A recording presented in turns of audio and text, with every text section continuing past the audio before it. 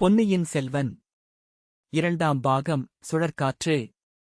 அத்தியாயம் 15. இரவில் ஒரு துயரக் குரல். சோழ நாட்டில் அக்காலத்தில் ஆடல் பாடல் கலைகள் மிகச் செழிப்படைந்திருந்தன. நடனமும் நாடகமும் சேர்ந்து வளர்ந்திருந்தன. தஞ்சை நகர் சிறப்பாக நாடகக் கலைஞர்கள் பலரை தோற்றுவித்தது. அந்த நாளில் வாழ்ந்திருந்த கருவூர் தேவர் என்னும் சிவநேசச் செல்வர் இஞ்சிசூழ் தஞ்சை நகரைப் பற்றிப் பாடல்களில் கூறியிருக்கிறார். மின்னிடும் புருவத்து இளமயிலனையார் விலங்கல் செய்ய நாடகசாலை இன்னிடம் பயிலும் இஞ்சிசூழ் தஞ்சை இஞ்சி கோட்டை மதில் என்று அவருடைய பாடல்களில் ஒன்று வர்ணிக்கிறது.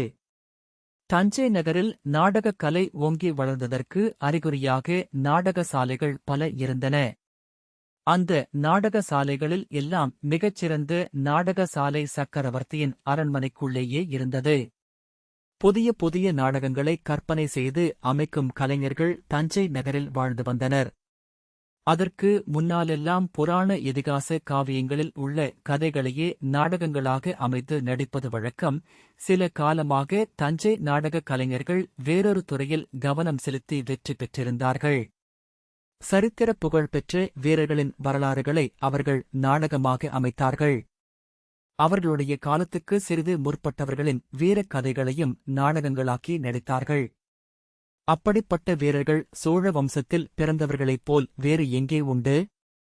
ஆகையினால் கரிகால் வளவர், விஜயாலய சோழர், பராந்தக தேவர் முதலிய சோழ வம்சத்து மன்னர்களின் சரித்திரங்களை நாடகங்களாக்கி நடித்தார்கள். நவராத்திரி திருநாளில் சக்கரவர்த்தியின் அரண்மனையில் சோழ வம்சத்து மன்னர்களின் வீர சரித்திர நாடகம் 3 நாட்கள் நடைபெற்றன. சித்திர விசித்திரமாக அமைந்த நாடகசாலைக்கு எதிரே அரண்மனை நிலாமுற்றத்தில் ஆயிரக்கணக்கான ஜனங்கள் கூடியிருந்து நாடகங்களைக் கண்டுகளித்தார்கள். அரண்மனை பெண்டிர் அமர்வதற்கு ஒரு தனியான இடம் நீலப்பட்டு விதானத்தின் கீழ் முத்திழைத்த சித்திரத் தூண்களுடன் ஏற்பாடாகியிருந்தது. அதன் கீழ் மகாராணிகளும் இளவரசிகளும் அவர்களுடைய அந்தரங்கத் தோழிமார்களும் அமர்ந்து நாடகம் பார்த்தார்கள். அப்போதெல்லாம் குந்தவை தேவிக்கு அருகாமையிலேயே நந்தினி வந்து உட்கார்ந்தாள். இது மற்ற பெண்களில் சிலருக்கு பிடிக்கவில்லை என்றாலும் அதை அவர்கள் மனத்திலேயே வைத்துக்கொண்டு பொறுமினார்களேயன்றி வேறெதுவும் செய்ய முடியவில்லை. பெரிய பழுவேட்டரையர், பழுவூர் இளையராணி இவர்களுடைய கோபத்துக்குப் பாத்திரமாக யாருக்குத்தான் துணிவு இருக்கும்? இளைய பிராட்டியே அந்தக் கர்வக்காரிக்கு அவ்வளவு மதிப்பளித்து மரியாதை செய்யும்போது மற்றவர்கள் எம்மாத்திரம்?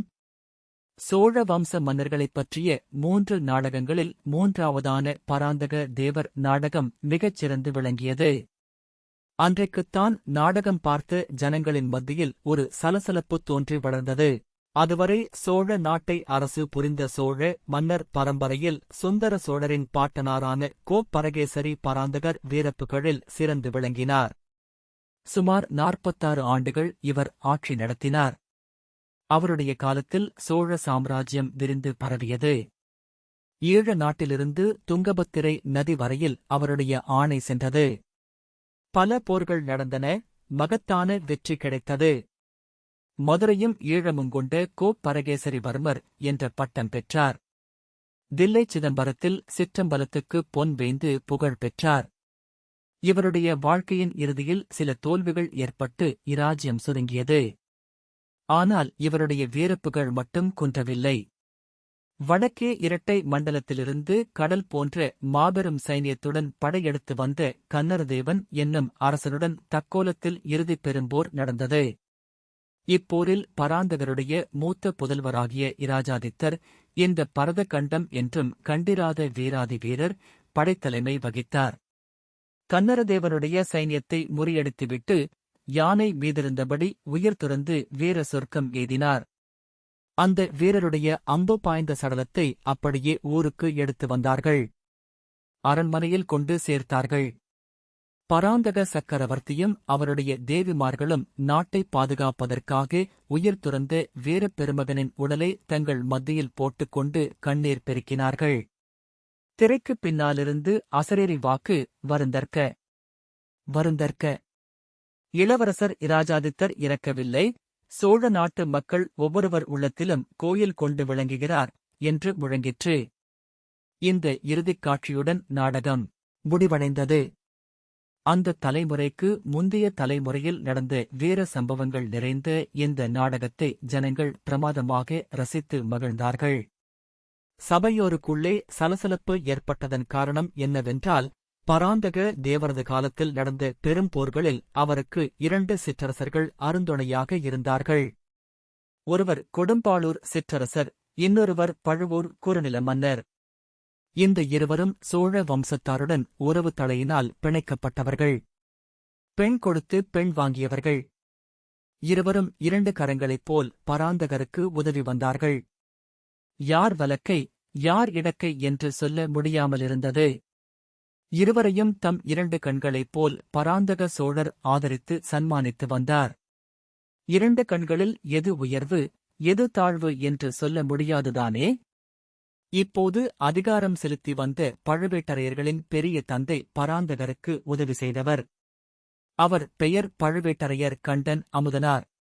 ஈழத்தில் உயிர் துறந்த கொடும்பாளூர் சிறிய வேளாளரின் தந்தைதான், அதாவது வானதியின் பாட்டனார், பராந்தக தேவருக்கு துணை புரிந்த கொடும்பாளூர் சிற்றரசர். பராந்தக தேவரின் நாடகம் நடத்தியவர்கள் மேற்கூறிய 2 சிற்றரசர்களுக்குள்ளே எவ்வித உயர்வு தாழ்வும் வேற்றுமையும் கற்பியாமல் மிக ஜாக்கிரதையாகவே ஒத்திகை செய்திருந்தார்கள். இருவருடைய வீரப்புகழும் நன்கு வெளியாகும்படி நடித்தார்கள். பராந்தக தேவர் அந்த 2 வீரர்களையும் சமமாக சன்மானித்ததை குறிப்பாக எடுத்துக் காட்டினார்கள். ஆன போதிலும் நாடகம் பார்த்து சபையோர் அத்தகைய சமபாவத்தைக் கொள்ளவில்லை என்பது சீக்கிரத்திலேயே வெளியாயிற்று. அவர்களில் சிலர் கொடும்பாளூர் கட்சி என்றும் வேறு சிலர் பழுவூர் கட்சி என்றும் தெரிய வந்தது. கொடும்பாளூர் தலைவன் வீரச் செயல் புரிந்ததை நாடக மேடையில் காட்டியபோது சபையில் ஒரு பகுதியார் ஆரவாரம் செய்தார்கள். பழுவூர் வீரன் மேடைக்கு வந்ததும் இன்னும் சிலர் ஆரவாரித்தார்கள். முதலில் இந்த போட்டி சிறிய அளவில் இருந்தது, வரவர பெரிதாகி வளர்ந்தது. நாடகத்தின் நடுநடுவே நாவலோ நாவல் என்னும் சபையோரின் கோஷம் எழுந்து 4 திசைகளிலும் எதிரொலியை கிளப்பியது. இந்த நாளில் உற்சாகத்தையும் ஆதரவையும் காட்டுவதற்கு ஜனங்கள் ஜெயகோஷம் செய்வது போல் அக்காலத்தில் நாவலோ நாவல் என்று சப்தமிடுவது வழக்கம். சபையில் எழுந்த இந்த போட்டி கோஷங்கள் குந்தவை தேவிக்கு உற்சாகத்தை அளித்தன.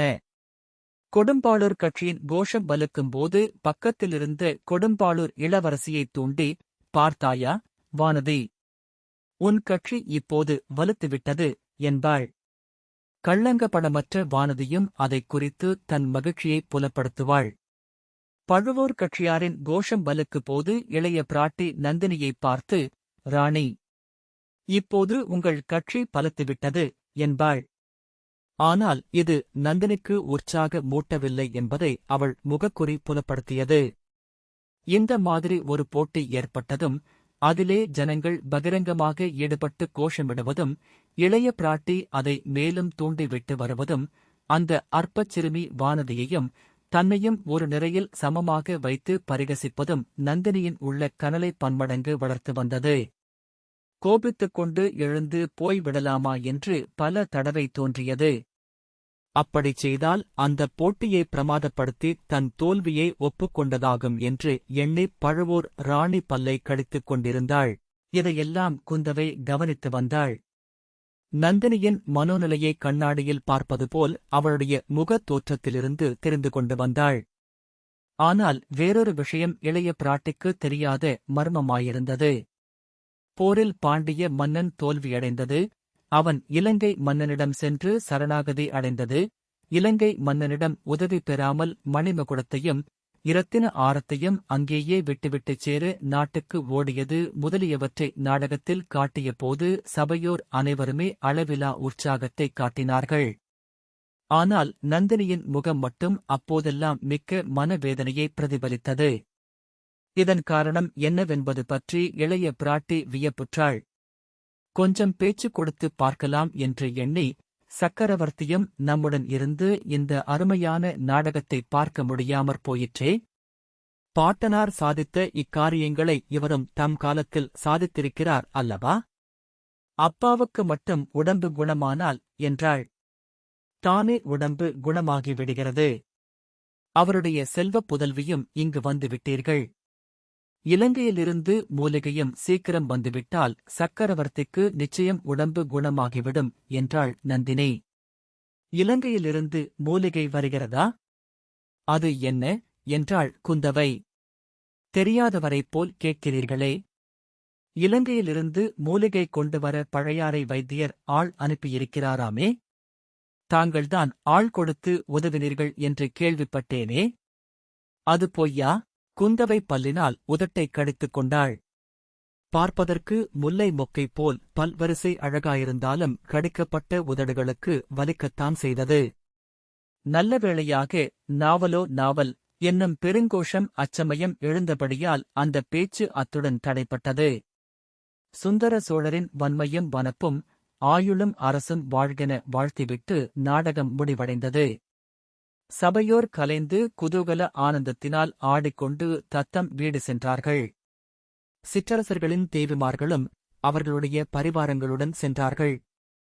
பின்னர் சக்கரவர்த்தினி வானமாதேவியும் மற்றுமுள்ள அரண்மனைப் பெண்டிரும் சோழர்குல தெய்வமான துர்க்கையம்மன் ஆலயத்துக்குப் புறப்பட்டார்கள். சுந்தர சோழர் உடல் நலம் ஏதும்படி மலையமானின் புதல்வி பல நோன்புகள் நோற்று வந்தார். துர்க்கையம்மன் கோயிலுக்கு அடிக்கடி சென்று அவர் பிரார்த்தனை செலுத்துவது உண்டு. நவராத்திரி 9 நாள் ராத்திரியும் துர்க்கையம்மனுக்கு விசேஷ பூஜைகள் நடந்தன. சக்கரவர்த்தியின் சுபத்தைக் கோரி பலிகள் இடப்பட்டன. ஒவ்வொரு நாள் இரவும் மகாராணி கோயிலுக்குச் சென்று அர்த்தஜாம பூஜைக்குப் பிறகு திரும்புவது வழக்கம். அரண்மனையின் மூத்த பெண்டிர் பலரும் மகாராணியுடன் ஆலயத்துக்குச் செல்வார்கள். இளம் பெண்களை துர்க்கை சந்நிதிக்கு அழைத்துப் போகும் வழக்கமில்லை. பூசாரிகள் மீது சில சமயம் சன்னதம் வந்து அகோரமாக ஆடுவார்கள். சாபம் விளைந்த வரலாறுகளைச் சொல்லுவார்கள். இளம் பெண்கள் பயப்படக்கூடும் என்று அழைத்துப் போவதில்லை. ஆனால் இளைய பிராட்டியிடம் நீ பயந்து கொள்வாய் என்று சொல்லி நிறுத்த யாருக்குத் தைரியம் உண்டு? அந்த 9 தினமும் தாய்மார்களுடன் குந்தவையும் துர்க்கை கோயிலுக்குச் சென்று அம்மனுக்கு பிரார்த்தனை செலுத்தி வந்தாள்.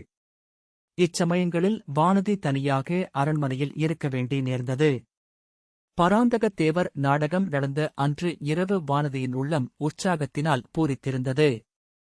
தன் குலத்து முன்னோர்கள் செய்து வீரச் செயல்களை அரங்க மேடையில் பார்த்து அவளுக்குப் பெருமிதம் உண்டாகியிருந்தது. அத்துடன் இலங்கை நினைவும் சேர்ந்து கொண்டது.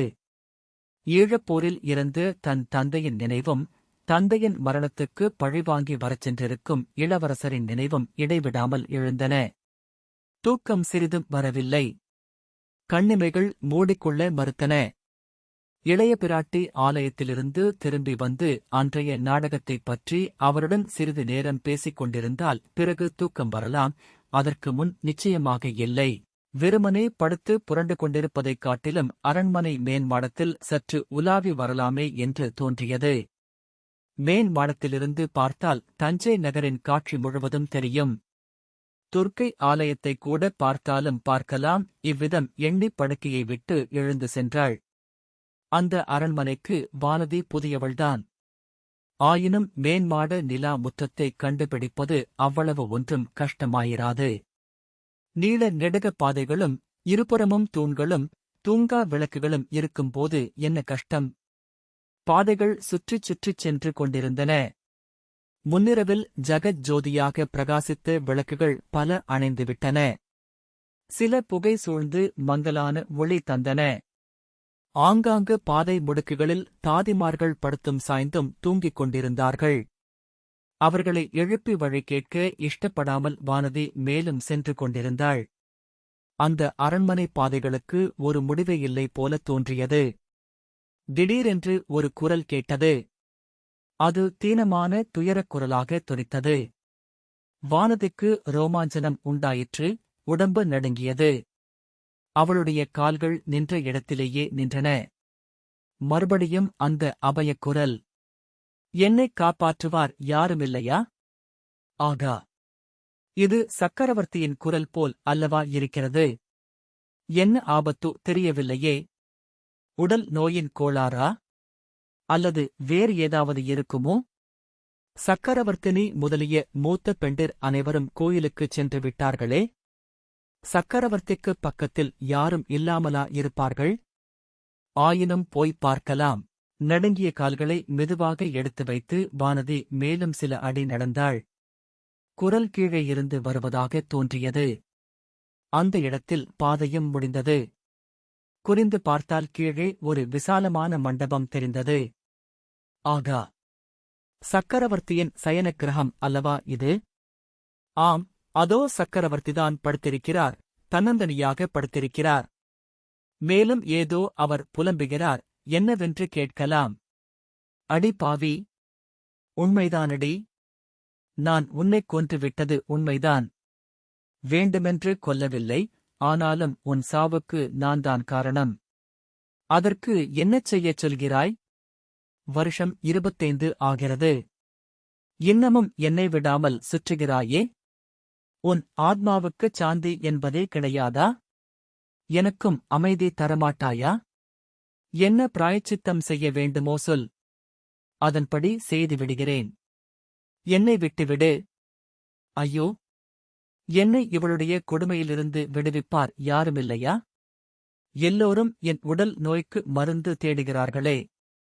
என் மன நோயை தீர்த்து காப்பாற்றுவார் யாரும் இல்லையா? போ, போ, போய்விடு. இல்லை, போகாதே. நில். நான் என்ன செய்ய வேண்டுமென்று சொல்லிவிட்டு போ.